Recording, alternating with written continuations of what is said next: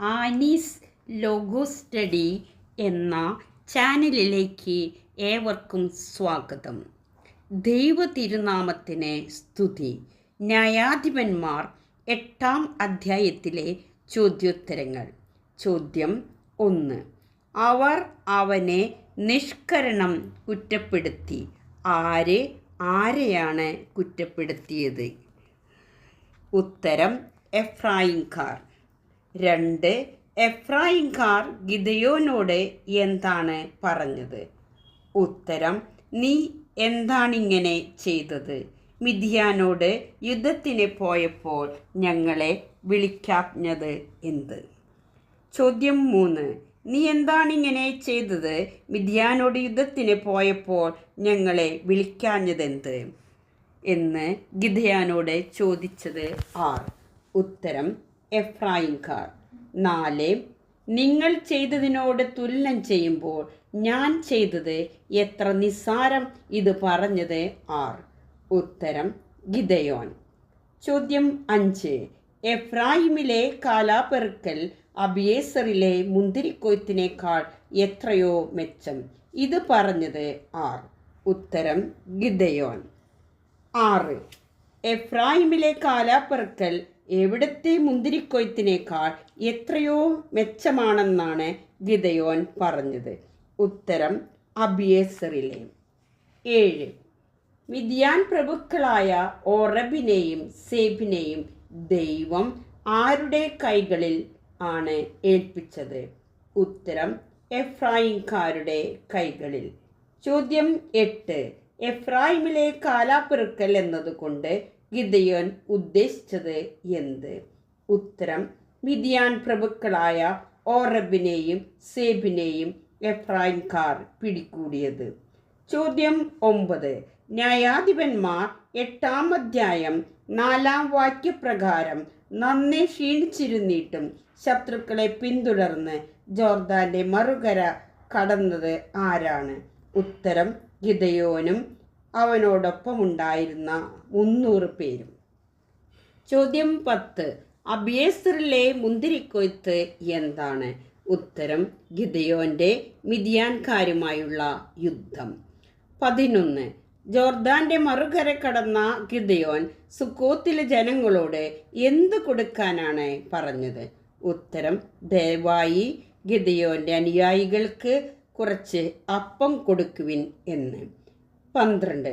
ന്യായാധിപന്മാർ 8-ാം അധ്യായം 4-ാം വാക്യപ്രകാരം ശത്രുക്കളെ പിന്തുടർന്ന് ജോർദാന്റെ മറുകര കടന്നത് ആരെല്ലാം? ഉത്തരം ഗിദെയോനും അവനോടൊപ്പം ഉണ്ടായിരുന്ന 300 പേരും. 13. താൻ ആരെ പിന്തുടർന്ന് ആക്രമിക്കാൻ പോവുകയാണെന്നാണ് ഗിദെയോൻ സുക്കോത്തിലെ ജനങ്ങളോട് പറഞ്ഞത്? ഉത്തരം മിദ്യാൻ രാജാക്കന്മാരായ സെബായെയും സൽമുന്നായെയും. ചോദ്യം 14. സെബായും സൽമുന്നായും നിന്റെ കയ്യിൽ പെട്ടുകഴിഞ്ഞോ എന്ന് ചോദിച്ചത് ആർ? ഉത്തരം സുക്കോത്തിലെ പ്രമാണികൾ. ചോദ്യം 15. സുക്കോത്തിലെ പ്രമാണിമാരുടെ അടുക്കൽ നിന്ന് എങ്ങോട്ടാണ് ഗിദെയോൻ പോയത്? ഉത്തരം പെനുവേലിലേക്ക്. ചോദ്യം 16. തൻ്റെ അനുയായികൾക്ക് കുറച്ചപ്പം കൊടുക്കുവാൻ ഗിദെയോൻ രണ്ടാമതായി ആവശ്യപ്പെട്ടത് ആരോടാണ്? ഉത്തരം പെനുവേൽ നിവാസികളോട്. ചോദ്യം 17. വിജയിയായി തിരിച്ചു വരുമ്പോൾ ഈ ഗോപുരം ഞാൻ തകർത്ത് കളയുമെന്ന് ഗിദെയോൻ പറഞ്ഞത് ആരോടാണ്? ഉത്തരം പെനുവേൽ നിവാസികളോട്. ചോദ്യം 18. സെബായും സൽമുന്നായും 10,000-ഓളം ഭടന്മാരോടും കൂടെ എവിടെയാണ് താവളമടിച്ചത്? ഉത്തരം കാർക്കോറിൽ. ചോദ്യം 19. യുദ്ധം ചെയ്തവരിൽ എത്ര പേരാണ് കൊല്ലപ്പെട്ടത്? ഉത്തരം 1,20,000 പേർ. ചോദ്യം 20. പട്ടാളത്തിൽ വലിയ സംഭ്രാന്തി ഉണ്ടായത് എപ്പോൾ? ഉത്തരം പലായനം ചെയ്ത സെബായെയും സൽമുന്നായെയും ഗിദെയോൻ പിന്തുടർന്ന് പിടിച്ചപ്പോൾ. ചോദ്യം 21. ന്യായാധിപന്മാർ 8-ാം അധ്യായം 11-ാം വാക്യപ്രകാരം ഗിദെയോൻ സുരക്ഷിതരെന്ന് വിചാരിച്ചിരുന്ന സൈന്യം ഏത്? ഉത്തരം പൗരസ്ത്യ സൈന്യം. ചോദ്യം 22. ന്യായാധിപന്മാർ 8-ാം അധ്യായം 12-ാം വാക്യപ്രകാരം ഗിദെയോൻ പടക്കളത്തിൽ നിന്ന് ഏത് കയറ്റം വഴിയാണ് മടങ്ങിയത്? ഉത്തരം ഹെറസ് കയറ്റം വഴി. 23. വഴിയിൽ പിടിച്ചു നിർത്തിയ സുക്കോത്തുകാരനായ ഒരു ചെറുപ്പക്കാരൻ ആരുടെ പേരുകളാണ് എഴുതി കൊടുത്തത്? ഉത്തരം പ്രമാണികളും ശ്രേഷ്ഠന്മാരുമായ 77 ആളുകളുടെ പേര്. 24. സെബായും സൽമുന്നായും നിന്റെ കൈകളിൽ പെട്ടുകഴിഞ്ഞോ എന്ന് പറഞ്ഞ് അധിക്ഷേപിച്ചത് ആരാണ്? ഉത്തരം സുക്കോത്തിലെ പ്രമാണികൾ. ചോദ്യം 25.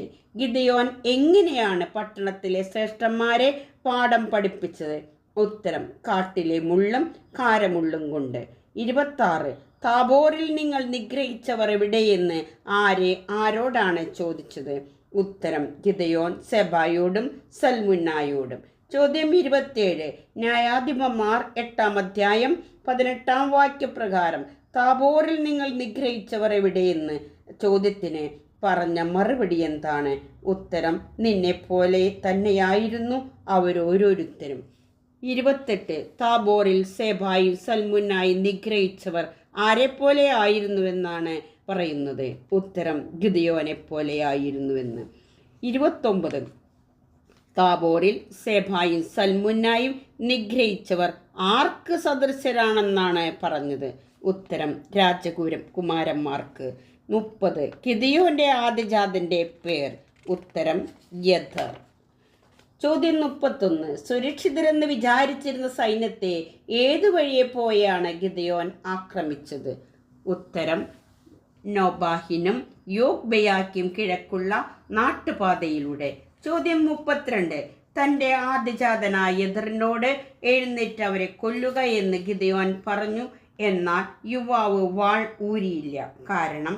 ഉത്തരം നന്നേ ചെറുപ്പമായതിനാൽ അവൻ ഭയപ്പെട്ടു. 33.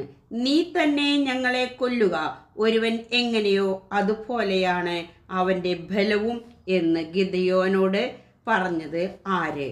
ഉത്തരം സെബായും സൽമുന്നായും.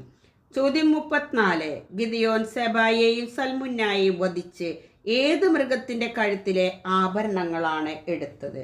ഉത്തരം ഒട്ടകം. ചോദ്യം 35. നീയും നിന്റെ പുത്രനും ഞങ്ങളെ ഭരിക്കുക, നീ ഞങ്ങളെ മിദ്യാന്റെ കയ്യിൽ നിന്നും രക്ഷിച്ചുവല്ലോ. ആരാണ് ഗിദെയോനോട് ഇങ്ങനെ പറഞ്ഞത്? ഉത്തരം ഇസ്രായേൽ ജനം. ചോദ്യം 36. ഞാൻ നിങ്ങളെ ഭരിക്കയില്ല, എൻ്റെ മകനും ഭരിക്കയില്ല, പിന്നെ നിങ്ങളെ ആര് ഭരിക്കുമെന്നാണ് ഗിദെയോൻ ജനങ്ങളോട് പറഞ്ഞത്?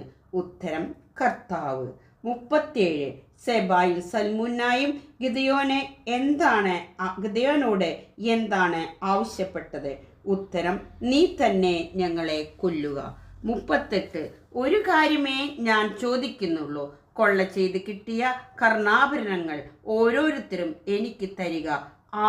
ആരോട് പറഞ്ഞു? ഉത്തരം ഗിദെയോൻ ഇസ്രായേൽക്കാരോട്. ചോദ്യം 39. കൊള്ള ചെയ്ത് കിട്ടിയ എന്ത് തനിക്ക് തരാനാണ് ഗിദെയോൻ ഇസ്രായേൽക്കാരോട് ആവശ്യപ്പെട്ടത്? ഉത്തരം കർണാഭരണങ്ങൾ. ചോദ്യം 40. ഇസ്രായേൽ എങ്ങനെ സ്വർണ്ണകുണ്ടലങ്ങൾ തരാമെന്നാണ് പറഞ്ഞത്? ഉത്തരം സന്തോഷത്തോടെ. 41. ഒരുവൻ എങ്ങനെയോ അതുപോലെയാണ് അവൻ്റെ ഡാഷ് പൂരിപ്പിക്കുക. ഉത്തരം ബലവും. 42. മിദ്യാൻകാർ ആരായിരുന്നു? ഉത്തരം ഇസ്മായേല്യർ. ചോദ്യം 43. ഗിദെയോന് ലഭിച്ച പൊൻകുണ്ടലങ്ങളുടെ തൂക്കം എത്രയായിരുന്നു? ഉത്തരം 1700 ഷെക്കൽ. ചോദ്യം 44. ഗിദെയോൻ തനിക്ക് ലഭിച്ച പൊൻകുണ്ടലങ്ങൾ കൊണ്ട് എന്താണ് നിർമ്മിച്ചത്? ഉത്തരം ഏഫോദ്. ചോദ്യം 45. മിദ്യാൻകാർക്ക് എന്താണ് ഉണ്ടായിരുന്നത്? ഉത്തരം സ്വർണ്ണ കുണ്ടലങ്ങൾ. ചോദ്യം 46. ഗിദെയോന്റെ പട്ടണത്തിൻ്റെ പേർ? ഉത്തരം ഓഫ്ര. ചോദ്യം 47. ഇസ്രായേൽക്കാർ കർത്താവിനോട് എങ്ങനെയാണ് അവിശ്വസ്തത കാണിച്ചത്? ഉത്തരം ഗിദെയോൻ നിർമ്മിച്ച ഏഫോദിനെ ആരാധിച്ച്. 48. ഇത് ഗിദെയോനും കുടുംബത്തിനും കെണിയായി തീർന്നു. എങ്ങനെ? ഉത്തരം ഇസ്രായേൽക്കാർ ഏഫോദിനെ ആരാധിച്ച് കർത്താവിനോട് അവിശ്വസ്തത കാണിച്ചുകൊണ്ട്. ചോദ്യം 49. ഞങ്ങൾ സന്തോഷത്തോടെ നിനക്ക് തരാം. ആരെ, ആർക്ക്, എന്തു തരാമെന്നാണ് പറഞ്ഞത്? ഉത്തരം: ഇസ്രായേൽ ജനം ഗിദെയോന് സ്വർണകുണ്ടലങ്ങൾ തരാം എന്ന്. ചോദ്യം 50. കൊള്ളയിൽ കിട്ടിയ കുണ്ടലം ഇസ്രായേൽ ജനം എവിടെയാണ് ഇട്ടത്? ഉത്തരം: വിരിച്ച വസ്ത്രത്തിൽ. ചോദ്യം 51. 1700 ഷെക്കലിന് പുറമെ ഗിദെയോന് മറ്റെന്തെല്ലാമാണ് ലഭിച്ചത്? ഉത്തരം: മിദ്യാൻ രാജാക്കന്മാർ അണിഞ്ഞിരുന്ന കണ്ഠാഭരണം, പതക്കം, ചെങ്കുപ്പായം, ഒട്ടകങ്ങളുടെ കഴുത്തുപട്ട എന്നിവ. ചോദ്യം 52. ഗിദെയോന് എത്ര ഭാര്യമാർ ഉണ്ടായിരുന്നു? ഉത്തരം: അനേകം ഭാര്യമാർ. ചോദ്യം 53. വീണ്ടും തലയുയർത്താൻ അവർക്ക് കഴിഞ്ഞില്ല. ആർക്കാണ്? ഉത്തരം: മിദ്യാൻകാർക്ക്. ചോദ്യം 54.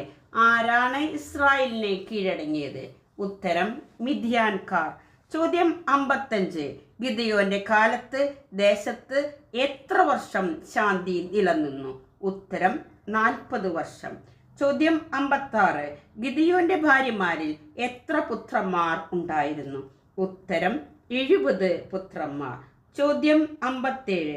ഗിദെയോന് ഷെക്കമിലെ ബനാരിയിൽ നിന്നുണ്ടായ പുത്രന്റെ പേര്? ഉത്തരം: അബിമേലെക്ക്. ചോദ്യം 58. ഗിദെയോൻ മരിച്ചയുടനെ കർത്താവിനോട് അവിശ്വസ്തത കാണിച്ചത് ആര്? ഇസ്രായേൽ ജനം. 59. ഗിദെയോൻ മരിച്ച ഉടനെ ഇസ്രായേൽക്കാർ കർത്താവിനോട് അവിശ്വസ്തത കാട്ടിയത് എങ്ങനെ? ഉത്തരം: ബാൽദേവന്മാരെ ആരാധിച്ചു ബാൽബെറീത്തിനെ തങ്ങളുടെ ദൈവമാക്കി. 60. ഇസ്രായേൽ ആരെ സ്മരിച്ചില്ല എന്നാണ് ന്യായാധിപന്മാർ 8-ാം അധ്യായം 34-ാം വാക്യപ്രകാരം പറയുന്നത്? ഉത്തരം: ചുറ്റുമുള്ള എല്ലാ ശത്രുക്കളുടെയും കരങ്ങളിൽ നിന്ന് തങ്ങളെ വിടുവിച്ച ദൈവമായ കർത്താവിനെ ഇസ്രായേൽ സ്മരിച്ചില്ല. ചോദ്യം 61. യോവാശിന്റെ പുത്രൻ ഗിദെയോൻ എങ്ങനെ മരിച്ചു? ഉത്തരം: വൃദ്ധനായി മരിച്ചു. ചോദ്യം 62. ഗിദെയോൻ മരിച്ച ഉടനെ ഇസ്രായേൽ ആരെയാണ് തങ്ങളുടെ ദൈവമാക്കിയത്? ഉത്തരം: ബാൽബെറീത്തിനെ. ചോദ്യം 63. ഇസ്രായേൽ ന്യായാധിപന്മാർ 8-ാം അധ്യായം 34-ാം വാക്യപ്രകാരം ആർ ചെയ്ത നന്മ മറന്നുവെന്നാണ് പറയുന്നത്? ഉത്തരം: ജെറുബ്ബാൽ ഗിദെയോൻ ചെയ്ത നന്മ. എല്ലാവർക്കും നന്ദി.